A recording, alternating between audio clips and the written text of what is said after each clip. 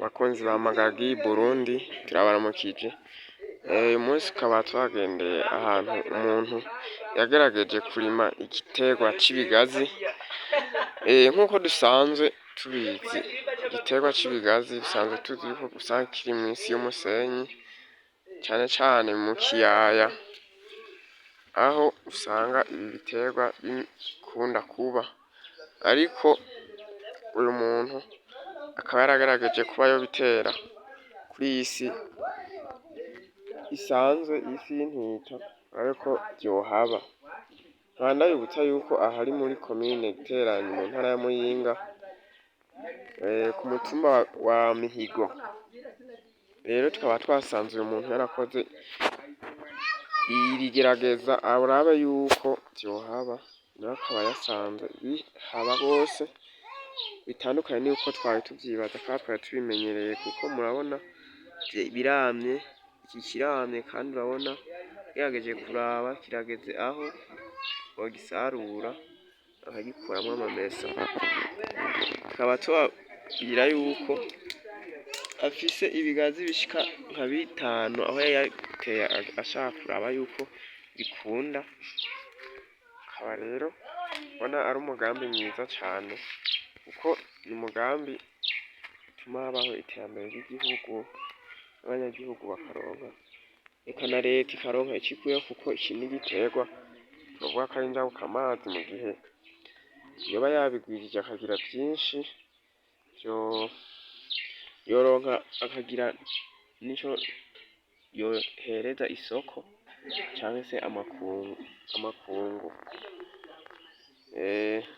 Urabona yuko iki ni kimwe muri vyo kimaze kwama, hakaba hariho n'ibindi mugabo navyo nyene bitarama, tubibereka navyo murabona yuko ari vyiza cane bishemeye. Iki n'ikigira kabiri, naco urabona umwanya n'umwanya kizokwama ivyamwa vy'amamesa, bivamwo amamesa.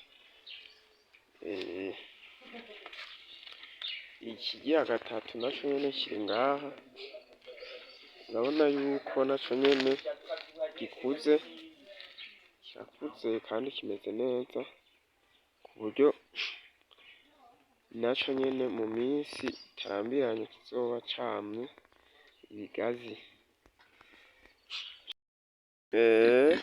N'iki n'ikindi kigazi naco nyene murabona yuko kimeze neza cane, naco kirakuze, urabona ko banabituturira neza ku buryo bibandanya kumera neza, hamwe umwimbu wavyo uzosanga ari umwimbu uteye igomwe, nk'uko bari mw'igerageza barabonye yuko bishoboka. Rero n'uwundi wese abona ko yoshobora gutera ikigazi ntiyotinya kugerageza, kuko biragaragara yuko nk'uko twari dusanzwe tuzi ko biba mu biyaya, ahantu hari isi y'umusenyi, n'ahandi murabona yuko bihaba neza. Iki naco n'ikindi kigazi kigira gatanu, nk'uko yagize igerageza ku bigazi bitandatu, ukabona ko kikiri gitoya bayagiteye mu nyuma, naco mugabo urabona yuko kizogira kikazana ivyamwa mu minsi iri imbere, kuko ndabona naco kimeze neza cane.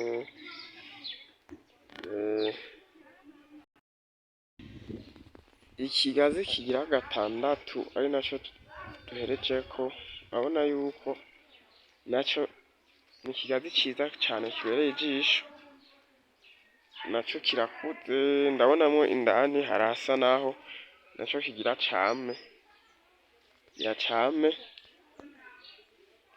urabona yuko uyu mugambi yiyumviye ari umugambi mwiza cane, umugambi w'akarorero keza ku bandi bama biyumvira yuko igiterwa c'ikigazi kidashobora kuba kw'isi tuvuga y'intita, isi atari y'umusenyi, nk'uko tubimenyereye abantu babitera mw'isi y'umusenyi ariho bikunda.